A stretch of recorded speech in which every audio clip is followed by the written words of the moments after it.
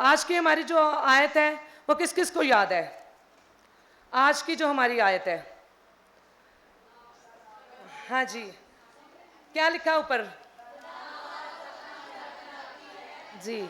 तो आज हम बात करेंगे कि दना औरत अपना घर बनाती है, और उसी के साथ अगला जो है वो क्या है? अहमक औरत।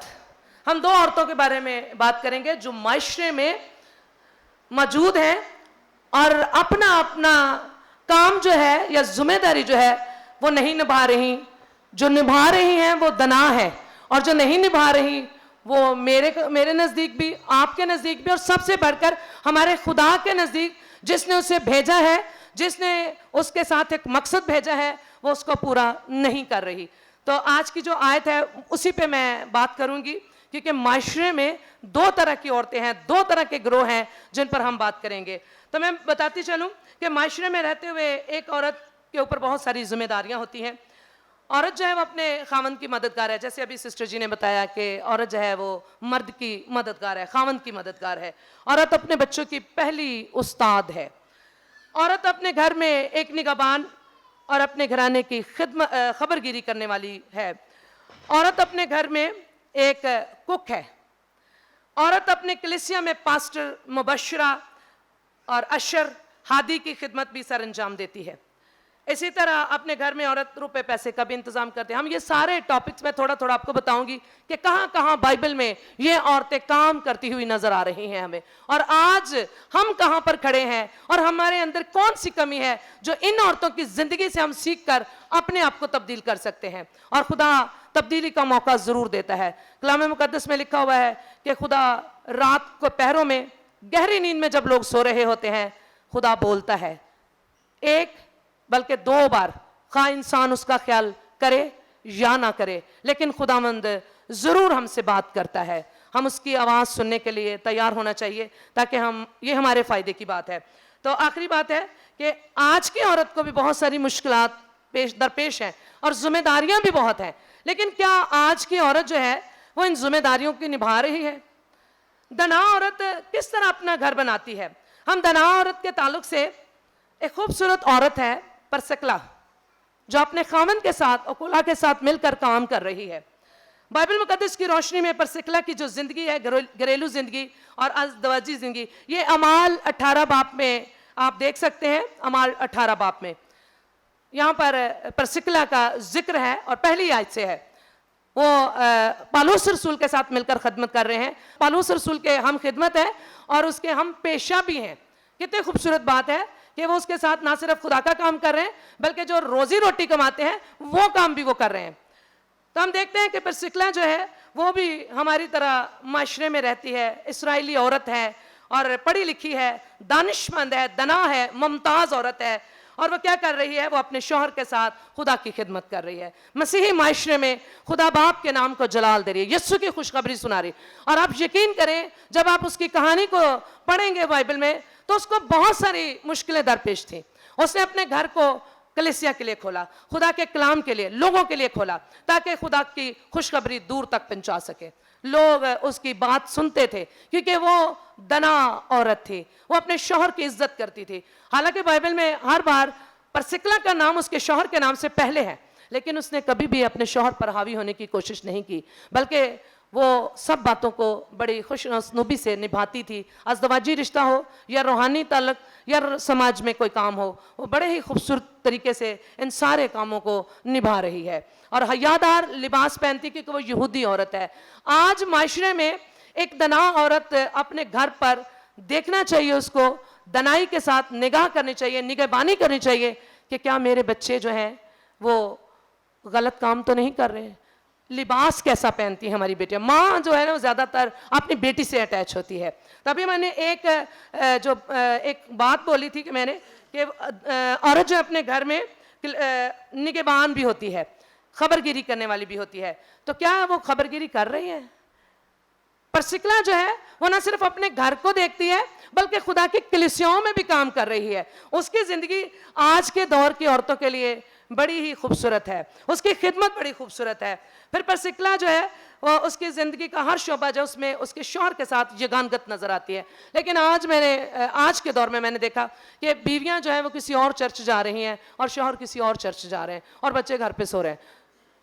और बहुत दफ़ा ऐसा होता है कि शौहर और बच्चे घर पे होते हैं, बीवी अकेली ही आ जाती है। तो ये अच्छी निगहबानी नहीं है, जो अच्छी खबरगिरी नहीं है। हमें खबरगिरी करनी है, हमें निगाह रखनी है। देखिए आदम ने और हवा ने जब अच्छी निगहबानी नहीं की, अच्छी खबरगिरी नहीं की, तो नुकसान उठाया। इब्लीस ने देख लिया कि उनकी जिंदगी में रखना है, वो कमजोर है और औरत ही उस कमजोरी का बाइस बनी। तो हमने उस बात को मिटाना है, क्योंकि औरत ही है जो नजात का सबब बनी है। हालेलुया, औरत ही है जो नजात का। परसिकला को बार बार नकल मकानी का भी मसला दरपेश था, एक जगह से दूसरी जगह, हालात बुरे होते थे और आखिर में उसको और उसके शौहर को शहीद कर दिया गया। आज हमारे लिए परसिकला की ज़िंदगी इस मकान को भी जाहिर करती है कि उसने अपने घर को बिशारत देने और कलीसिया कायम करने के लिए खोला हुआ था। इन सारी बातों से बढ़कर अहम बात यह है उसकी ज़िंदगी में कि उसने हर ज़माना के लोगों के सामने मसीह की पैरवी करने के लिए एक से ज़्यादा तरीके बताए हैं। और दूसरा जो मेरा टॉपिक का दूसरा हिस्सा है उसमें है औरत अपने बच्चों की पहली उस्ताद है। किस तरह पहली उस्ताद है, क्या सिखाती हैं हम अपने बच्चों को? जब दूध पिलाती हैं, बच्चा बहुत छोटा है, हम समझते हैं इसको समझ नहीं आ रही, लेकिन यकीन करें कि इस्राएली औरतें एक रिसर्च के मुताबिक जब बच्चा उनके पेट में होता है तो वह तब से उसकी परवरिश करना शुरू करती हैं, उसकी तरबियत करती हैं। ये एक रिसर्च है कि इस्राएली औरतें इस तरह करती हैं। ये भी इस्राएली औरत है जिसकी बात अभी मैं कर रही हूँ कि औरत अपने बच्चों की पहली उस्ताद होती है। हम मूसा की माँ को देखते हैं, बाइबल मुकद्दस की रोशनी में देख सकते हैं। खरूज 2 बाब उसकी 1 ता 10 आयत देखेंगे।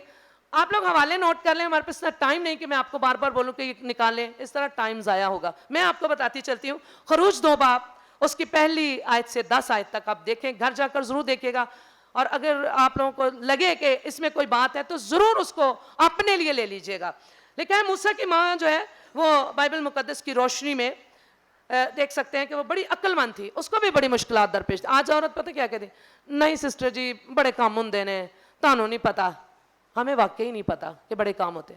हम भी तो औरतें हैं, हमारा भी घर है, हमारे भी बच्चे हैं जो खिदमत करती हैं। सिस्टर कैथरीन है, सिस्टर मार्गरेट है, सिस्टर सलमा है, बहुत सारी जिम्मेदारियां। सिस्टर एडेलिन है, उनके ऊपर भी बहुत सारी जिम्मेदारियां। यहाँ पे सिस्टर रुबीना है, सिस्टर मरियम है, सबा है। सबा को मैं बार बार फ़ोन करके बताती थी, सबा आपने मैसेज तैयार कर लिया? हो गया, हाँ बाजी कर तो लिया है। गर्मी भी बहुत है, जिम्मेदारियाँ बहुत हैं, काम।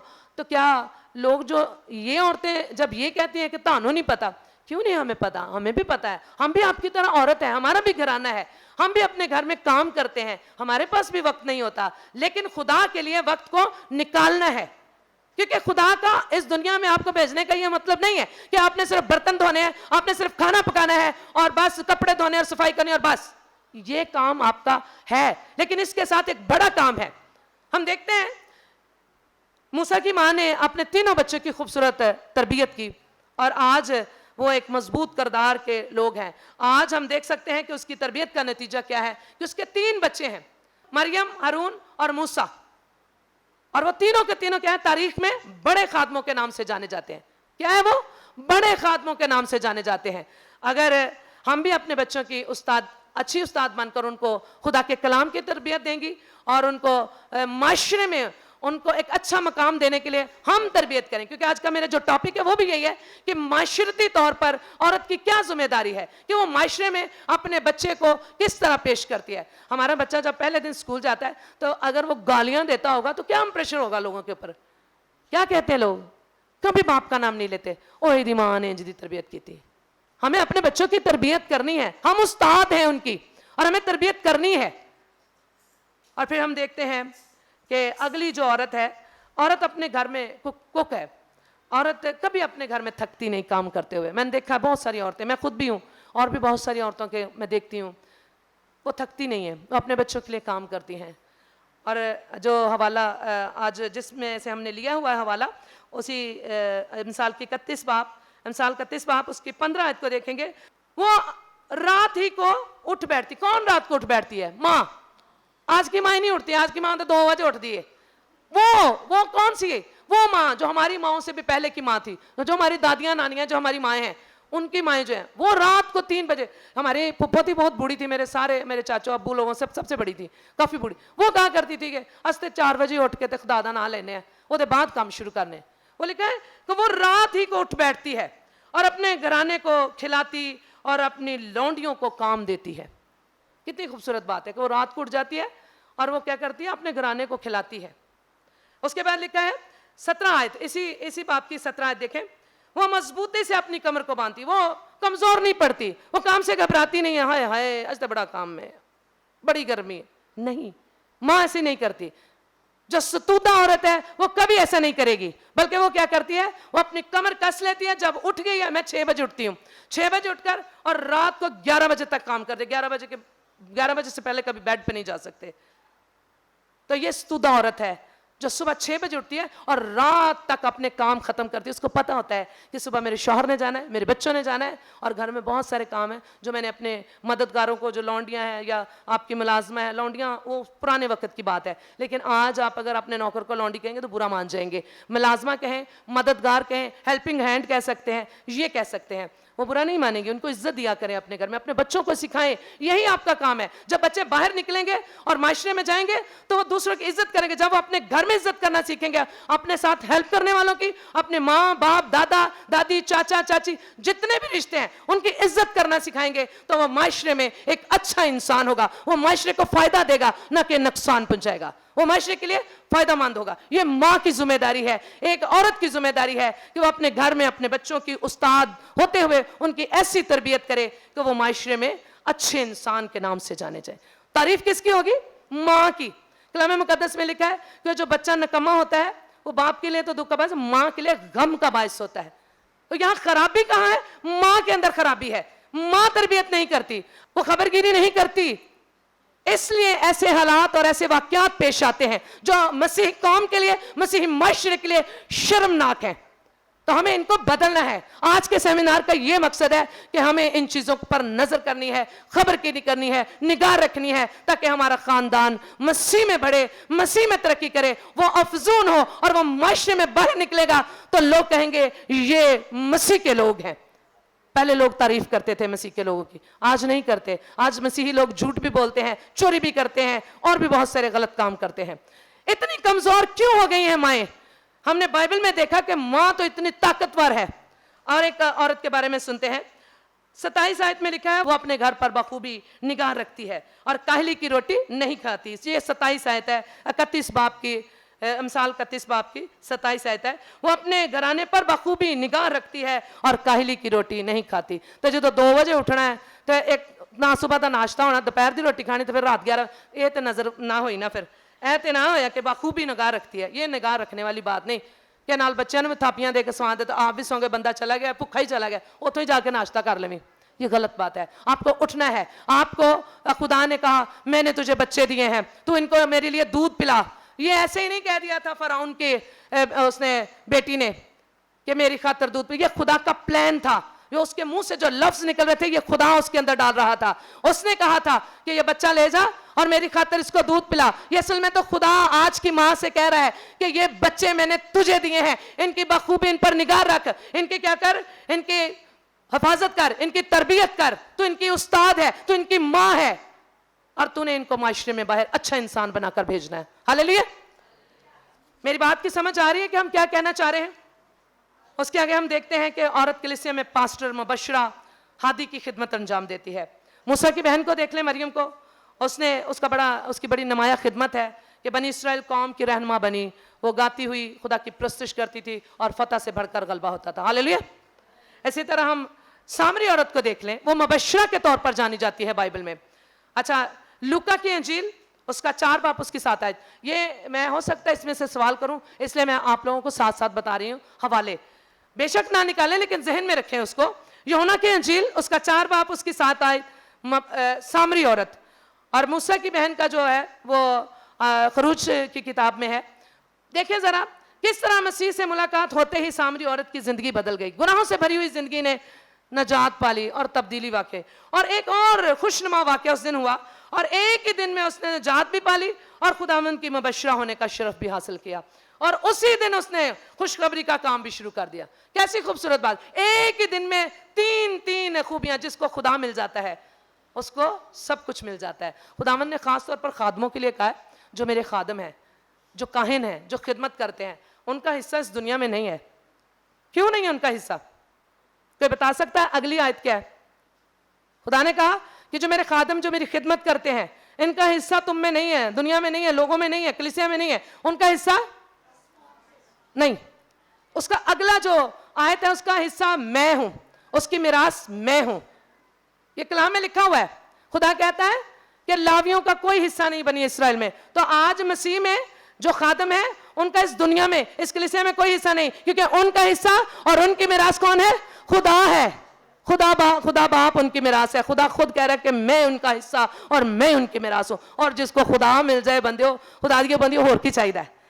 जिस घर में खुदा होगा उस घर में बरकत होगी, उस घर में नाफरमानी नहीं होगी, उस घर में गरीबी नहीं होगी, उस घर में लड़ाई झगड़ा नहीं होगा, उस घर में हसद नहीं होगा, उस घर में बदरूहें नहीं होंगी, उस घर में हर तरह से पाकीज़गी ही पाकीज़गी होगी, क्योंकि खुदा उनका हिस्सा और उनकी मिरास है। हालेलुया।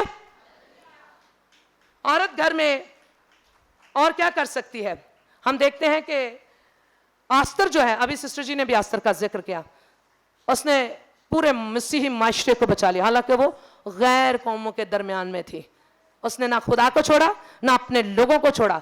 हमें अपने, ना सिर्फ अपने घराने को ही देखना है, बल्कि अपनी मसीही कौम पर भी निगाह रखनी है, उनकी भी खबरगिरी करनी है। लोग कहते साढ़े को अपने घर का ही काम नहीं होता, तो बाहर की जाना है। कई दफ़ा लोग कहते हैं ना, आइए सिस्टर जी बाहर चलते हैं, ग्रुप के जरिए खिदमत करते हैं, लोगों को बिशारत देते हैं।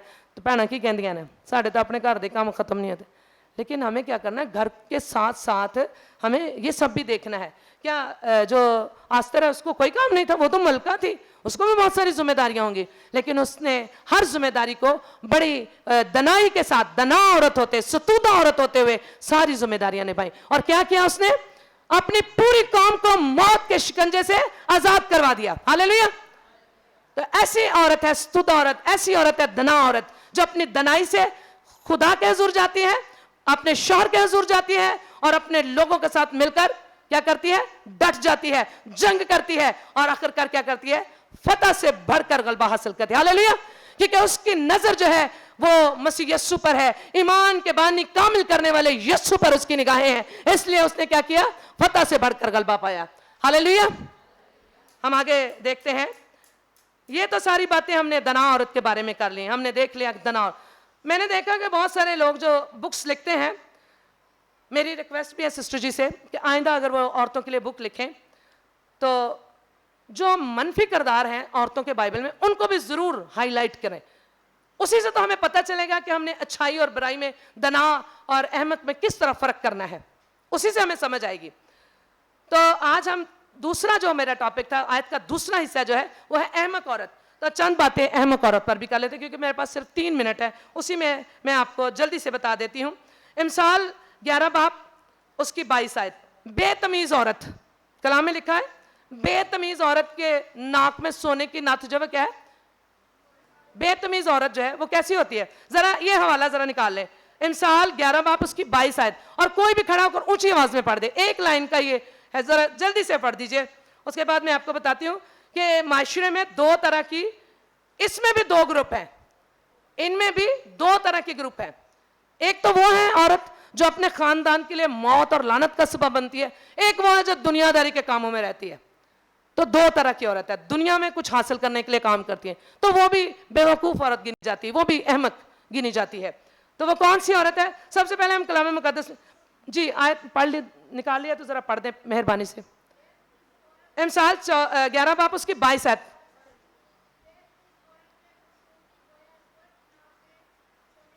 जी क्या पढ़ा इन्होंने?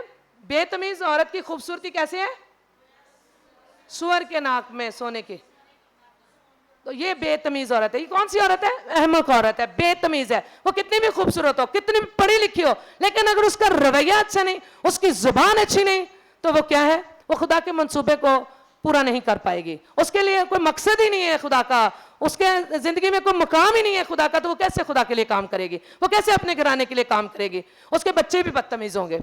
और उसका शौहर जो है वो भी उससे, उसके रिश्तेदार भी उसकी बदखोई करेंगे, बदगोई करेंगे। क्योंकि क्या करेंगे, वो कहेंगे नहीं ठीक है, बड़ी बदतमीज है, नहीं ठीक। तो हमें क्या करना, बेतमीज औरत नहीं बनना। आज अहमक औरत जो है, अच्छा हम देखते हैं कलाम मुकद्दस में रिबका को देखें, रिबका का किरदार भी कुछ अच्छा नहीं था। शुरू में वो बहुत अच्छी है, लेकिन आगे चलकर जब बच्चे बड़े हो गए हैं, उसका अपने शौहर से भी इतना अच्छा ताल्लुक नहीं है, और उसने क्या किया, अपने दोनों बेटों में नफरत का बीज बो दिया। क्या किया, नफरत का बीज बो दिया। और हालांकि खुदा ने उसको बताया था, उनकी पैदाइश से पहले खुदा से बात कर चुकी, उसको पता था, लेकिन उसके बावजूद भी हम बहुत दफा हमें सब कुछ पता होता है कि खुदा हमारे लिए कुछ करने वाला है, हम इंतजार नहीं कर पाते और गुनाह की तरफ बढ़ जाते हैं, और उसका नुकसान होता है, पूरी दुनिया में नुकसान है उसका। आज आप देख लें कि जो अदूम है और जो यहूदी है, जो यकूब की औलाद है, वो आज तक दुश्मन है, आज तक दुश्मन है। यीशु की औलाद और यकूब की औलाद आज तक दुश्मन है आपस में। ये वो बीज जो मां ने बोया, नफरत का बीज, वो बीज आज भी नफरत ही का फल ला रही है। तो ये गोया अच्छी बात नहीं थी। उसने ना सिर्फ अपने बेटे को झूठ बोलना सिखाया, बल्कि चोरी से उसकी दूसरे भाई की बरकत लेना भी। खुदा का मकसद था उसको ही बरकत मिलनी थी, लेकिन खुदा अपने तरीके से काम करता है। लेकिन उसने अपने तरीके, उसने कहा कि नहीं, खुदा ने तो पता नहीं किदों करना, हुणे हुणे मेरा मुंडा वड्डा बरकत ले। कैसी बात है, वो माँ है, दोनों की माँ है, तो फिर ऐसी नफरत क्यों है?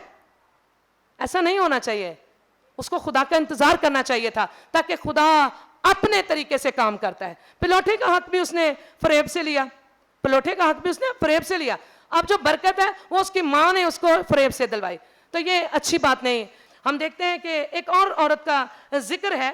वो कौन सी औरत है? जिसने, जो दुनिया के कामों में लगी हुई है। यीशु मसीह उसके घर में आया हुआ है, मार्था, और यीशु मसीह वहां पर एक अच्छी तंबीह भी करते हैं, मार्था मार्था, तू तो दुनिया के फिक्र तरद्दुद में लगी हुई है, और मैं देख जिंदगी की रोटी और सारा मालो दौलत मैं हूं, और मैं तेरे घर में हूं, और तुझे मेरी कोई फिक्र ही नहीं, तू तो कामों में लगी हुई है। ये भी औरतें जो हैं वो घर के कामों को अव्वल दर्जा देती हैं। यहाँ चर्च शुरू हो गया होता है, और ये भांडे मांजड़ियां ने अजय भी, आज मैं रोटियां शोटियां बना, तो वो खुदा को अव्वल दर्जा नहीं देते। खुदा आपका इंतजार कर रहा है, खुदा का घर मुहैया हुआ है।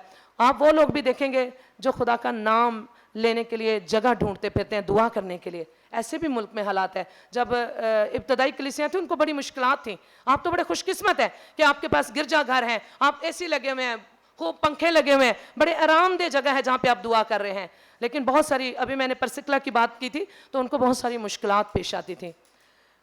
आखिरी बात करते हुए मैं इससे वाइंड अप करूंगी। आखिरी बात यह कि एक औरत ऐसी भी है जिसने अपने घराने को दुख दिया और मौत का और लानत का सबब है, वो है सफीरा। अभी हमने एक टॉपिक मैंने शुरू में पढ़ा था कि रुपए पैसे का इंतजाम करती है। एक अच्छी औरत जो है वो रुपए पैसे में अपने शौहर के साथ मिलकर बातचीत करके फिर प्लान करती है। यहाँ पर दोनों ही जो है वो अपने खानदान घराने के लिए लानत का सबब बने, मौत का सबब बने, घराना ही खत्म हो गया। तो ऐसी भी औरतें मौजूद हैं जो खुदा को धोखा देती हैं, रूहुल कुद्दुस को धोखा देती हैं। और एजेबल का भी जिक्र है बाइबल में। एजेबल एक शरीर औरत के नाम से जानी जाती है, नकम्मी है, अहमक औरत है, जिसने पूरी बनी इसराइल कौम में गुनाह को क्या किया, हवा दी। और उसका शौहर अखीब बादशाह जो है वो उससे शादी करके उसको ले आता है, और वो नबियों की भी कातिल है, और उसने नबूवत का खेत हथियाने के लिए ऐसी बुरी साजिश की। अगर कलाम मुकद्दस आप पढ़ें तो आपको पता चलेगा कि कैसी वो शरीर औरत थी। और जब वो मर जाती है तो यहू जो है वो कहता है कि इसको जाकर दफन करो, क्योंकि ये शहजादी है। इसका मतलब वो खूबसूरत थी, लेकिन क्या थी, शरीर औरत थी। ये जो अभी हमने हवाला पढ़ा था इमसाल 11 बाब और उसकी 22 आयत, ये बिल्कुल एजेबल के लिए बेहतर है। तो वो शरीर औरत थी।